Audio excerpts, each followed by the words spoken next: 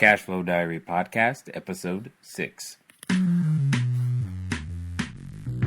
Congratulations, you showed up. Give yourself a high five in celebration of your success. Welcome to the Cashflow Diary, where new and experienced investors come to take confident action towards their goals. Your host is a family man, a real estate entrepreneur, investor, coach, and instructor. As a master facilitator of Robert Kiyosaki's Cashflow 101 game, he's inspired many to begin their journey into creating cash flow for themselves and their family. And now, here he is to offer you the tools required to earn the income desired. Your cash flow coach, Jay Massey. Welcome back. Glad you're here. If you haven't already, make sure that you've listened to the pilot episode to understand how the episode in this show works. But most importantly, take advantage of our complimentary course, Cashflow Foundation. It's part of our cash flow creation system. People want to know, how do you create a personal cash flow pipeline? How could you imagine having literally a cash flow pipeline that comes to your door, cash that comes to your door all the time? And we teach you how to make it step one in our introductory course, Cashflow Foundation. All you got to do is just go over to the website, cashflowdiary.com, put your email in the box, and you can get your first lesson plan within minutes. Anyway, on this particular episode, I've got something that I think is very, very important to talk to you about. As you know, the title is How to Lose Money and How to Earn Money. And I did that in that order on purpose, and we'll definitely talk about why. Before we go there, let's talk about the cash flow quote for this particular episode. It comes to us from a source that you may find unlikely. I like it, though. Here it is. It says, "It is impossible to live without failing at something, unless you live so cautiously that you might as well not have lived at all, in which case you have failed by default." I like that. It actually comes from J.K. Rowling. She's a British novelist, and if you haven't heard of her, you probably have heard of Harry Potter. And that's one of the things that I find interesting about this, is that I'm not necessarily a Harry Potter fan, although I do have a daughter who definitely was. The Potter books, though, gained worldwide attention, won multiple awards, and sold more than 400 million copies, and they are now the best-selling book series in history. Best-selling book series in history, and it is currently the highest-grossing film series in history. Could you imagine if J.K. was too afraid to make a mistake? Would we have Harry Potter? Now, some of you listening, you're probably, Harry Potter fans, but I think you're getting the point. The point is that some success is on the other side of failure, and that's definitely what we're going to be talking a lot about on this particular episode. Before we go there, just wanted to bring something I thought was also interesting to your attention. I don't know if you saw this article in the news. It was by Drake Baer of FastCompany.com. The title alone is I think, intriguing. It says, "Why salary shouldn't be the biggest factor in career choice." I know that many of us love cash flow. We love the idea of real estate and business for the cash flow, or using various other devices to generate cash flow. The question is, though, what is the biggest factor? Or is that what attracted you to the industry in the first place? And we'll be doing episodes in the future that'll show you just literally how it doesn't really matter what part of real estate you want to get into. It's not like one part is the secret super part that makes all the money and the others don't. We'll definitely be covering that in the not too distant future. So stay tuned for that. Look up the article, because it talks about how people, of differing salaries still have the same issues. I mean, you could live in these high dollar neighborhoods, but still have the same issues as, because now instead of comparing, whose salary, you're comparing who has the biggest airplane hangar. I thought that was very, very funny because, that definitely does happen. Anyway, let's talk about it. So we're going to tackle this topic of how to lose money and how to earn money because I know those are things that, I'm always concerned about, and I know that those are things that you're concerned about. So let's take it down very simply. How to lose money. I'm going to tell you how to lose money. You're like, why am I listening to this? Because you don't want to lose money. That's why you're listening to it. But this is how you lose money. You lose money by making a mistake. And what is a mistake? It's simply an action or judgment that is misguided or wrong. Well, now, making a mistake isn't necessarily the entire picture, but let's explore this process of losing money and making mistakes. See, it's what happens after you make the mistake that creates the true problem. So many people, after they make a mistake, they quit, right? They just stop working. They give up on the idea. Oh my God, it's too hard. Real estate doesn't work. I knew I couldn't do it. It's just more than I could handle. And then they quit. Well, what is the effect of quitting? How many times has quitting ever gotten you any closer to what it is that you were looking for? Yes, you've made a mistake. Yes, it hurt. Yes, it didn't go well. All of those things. Yes, your friends laughed. Yes, you felt bad. Yes, you had to apologize. But did quitting ever move you forward? I don't think so. Well, here's another one. How to lose money. Well, one of the other mistakes that goes in this particular category is waiting until you have it all figured out before starting. This one costs us probably the most. This is by far the most expensive price most of us have paid many, many times over. And it's simply called opportunity cost. So here's another way of looking at it. Let's pretend for a second, you needed to go to the store, maybe to pick up, some bananas or some groceries, or you were going to go to the movies and you were going to meet your friends. Whatever. You have the goal. The goal is simply to get to the store. But for some reason, you say, you know what? I'm not going to get to the store. In fact, I'm not even going to get in my car until I have my keys, until I've gone on Google Maps and I've got an exact map and in fact, I'm going to go one step further and make sure that all the lights are green before I actually get in the car and go. If you had to do all of those things, would you ever get to the store? Would you ever actually catch up with your friends at the movies? I'm guessing that you probably would not.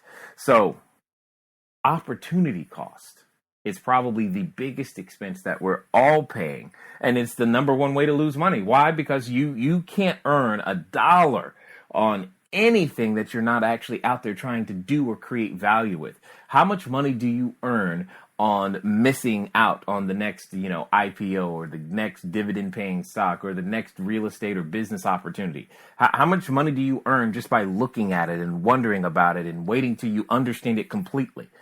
That's a really, really big expense. And for some of us, depending on your age or how many opportunities have come across your desk, that could be a very, very large number. I know that there was a time, I remember a business partner of mine, he had asked me to, pretty much fund this deal, and we were going to work it together, and it was exciting. And I, being the astute person that I was, said, no, I'm not going to do it. And I remember because at that time, the investment was probably somewhere in the neighborhood of $16,000, and I chose not to make the investment. And he found someone else, another way to do it anyway. And here's the interesting part. He went and did it anyway. I didn't understand it. I didn't want to figure it all. I said, I got to wait until I understand it more, all this other stuff. Go ahead. I figured what I was doing was better. Long story short, he went on to make literally over $1 million, half of which would have been mine, over $1 million. See, oftentimes when we don't take advantage of opportunity cost, we can only guess at what might have happened. In this particular case, I was gifted the pleasure of knowing how much that decision cost me. And it was amazing to go back and just to think about the number of dollars that, myself and my family, we did not get to take advantage of because I wanted to figure it all out beforehand. Opportunity cost, it's huge. Another one, when it comes to losing money, is being afraid of failing or feeling embarrassed. It's something that I often say is just because you're afraid, that's not an excuse for not trying. Just because you've never done it, that doesn't mean you don't make an attempt. The whole point of being an entrepreneur is, to a degree, is to develop the resources as you go. We're developing the very solutions to the problems problems are already in existence. And what our job is to go out and do is to solve them. We solve them using the tools that we've got. And sometimes the tools that we have aren't satisfactory to the actual level of the problem that it is that we're able to solve. Therefore, we have to come up with new tools. That's the whole point. Could you imagine if, someone said, oh, well, I guess I just can't drive to California. I can't get to California fast enough, so I'm just going to sit at home. And if they were living in Massachusetts a long time ago, and they had to travel across country, and they just said, you know what, I can't get there. I'm just not going to go. I mean, yes, we started out by walking and having the covered wagons, and then eventually roads and all these other things. Those were all things that were invented. These concepts were created to solve a problem. And one of the things that we must always remember is this. It was taught to me a long time ago, and I still remember it, is that all problems accrue interest and grow larger over time, which is interesting when you start thinking about, national deficits and debts and things that we may not want to be taken care of at the moment. All problems accrue interest and grow larger over time. But one of the most important things to understand about being afraid or feeling embarrassed is that it is impossible to do two things at the same time. You cannot learn something new, especially if you've never done it, learn something new, and especially if no one's ever done it, and look good at the same time. It's not possible. You just can't do it.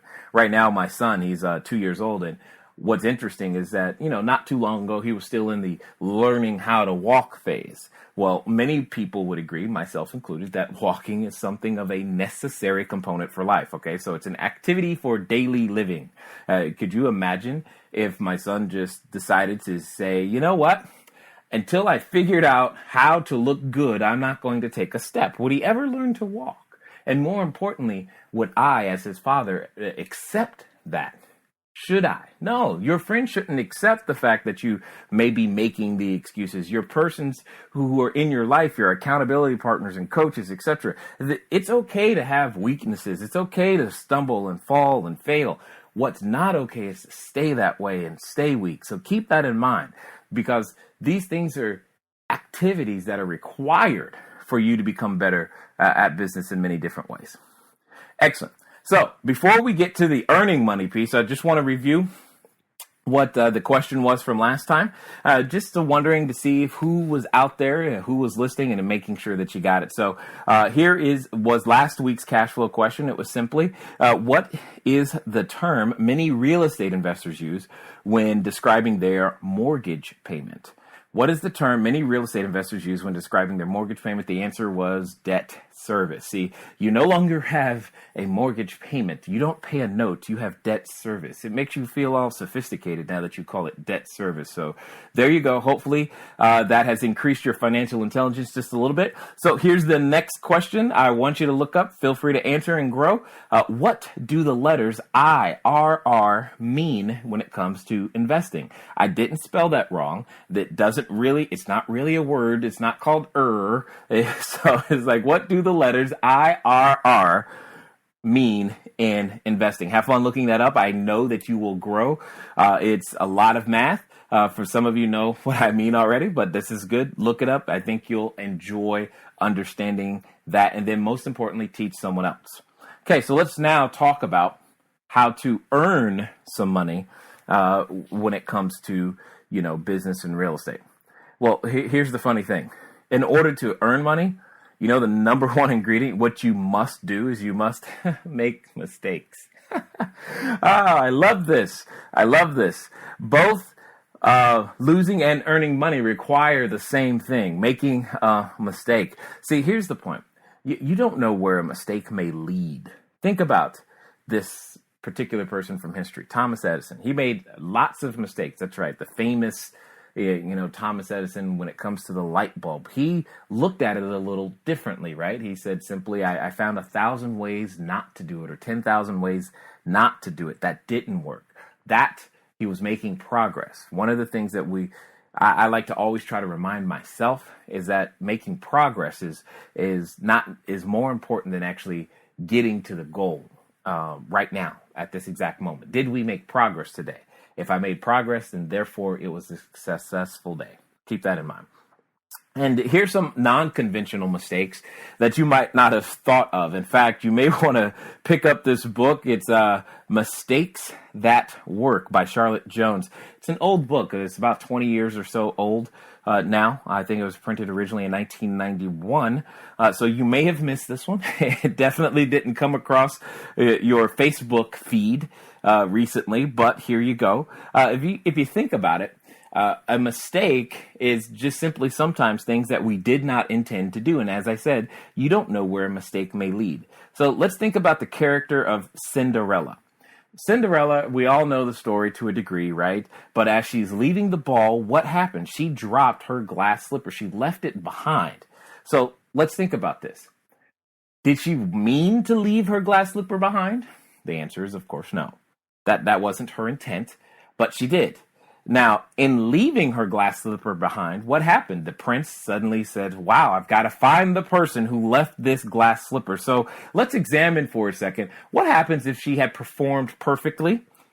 She'd probably still be cleaning the fireplace or chimney or mopping the floor, right? She would have never gotten to her happily ever after, simply because she left the slipper. Now, and here's another little interesting fact. We know the slipper to be a glass slipper. Well, it turns out that was also a mistake as well. In the translations from the original story from French, the word for fur and the word for glass sound very similar.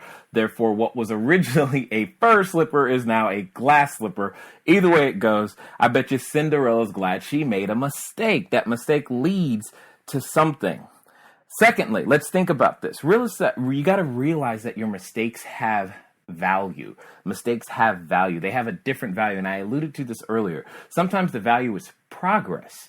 And that progress can be defined in many different ways. Many of you know, especially if you've seen me recently anywhere, I've been talking about photography a lot. It's something that I have fun with. And it's one of those things that I just continually enjoy. So let's understand that when you're learning photography, especially at the beginning, your camera probably knows how to do its job better than you do, and you make tons of mistakes, but you're learning, and that learning is representative of progress, as I said earlier. So reframing your mindset and paradigm around mistakes and what they mean is very, very important.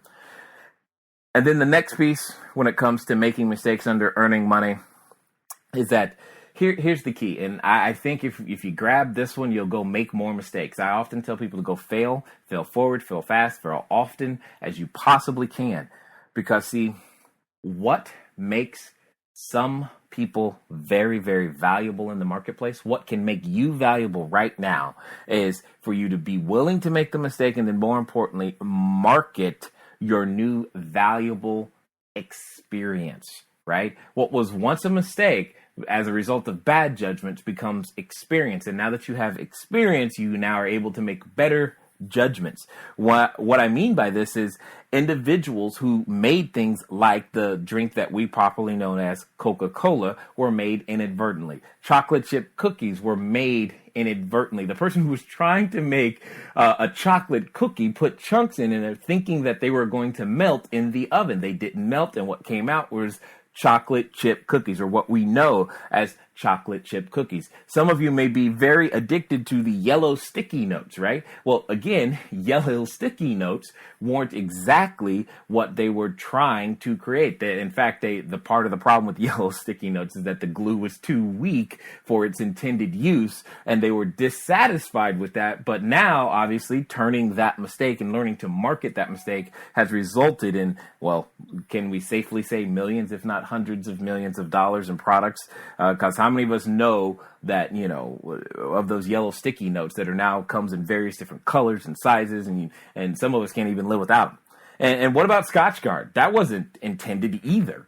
It actually came from an accident because they spilled what became Scotchgard on their tennis shoes, and then it took a number of years to realize that even though the tennis shoes wore out, the spot where the Scotchgard material fell was still in a pristine condition. It's crazy, but the point is be willing to make mistakes.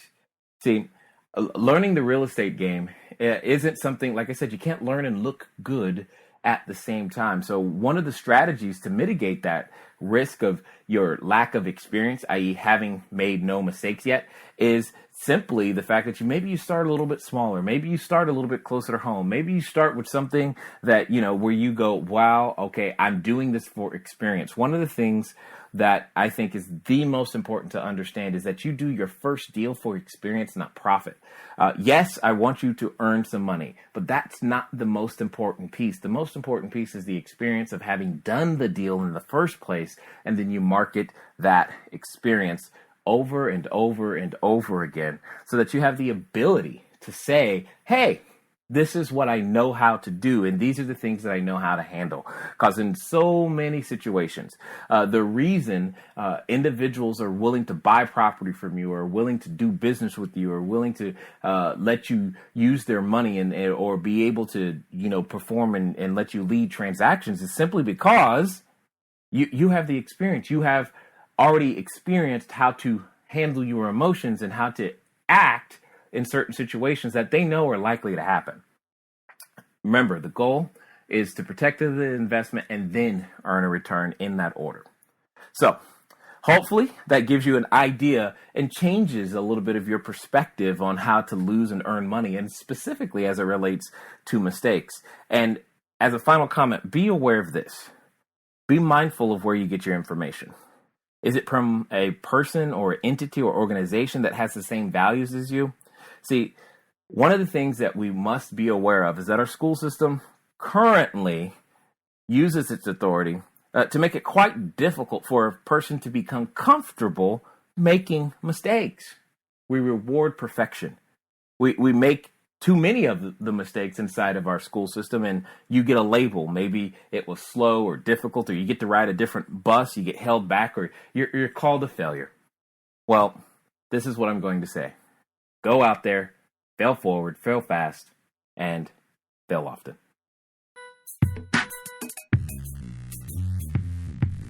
Thank you for investing your time with Jay Massey and the Cashflow Diary. When you have a moment, please visit iTunes and leave a positive comment about the show. And go now to our website, cashflowdiary.com, to take advantage of our free business building course, Cashflow Foundation. Gain the knowledge, understanding, and skill that will teach you how to never need a job again. Until next time.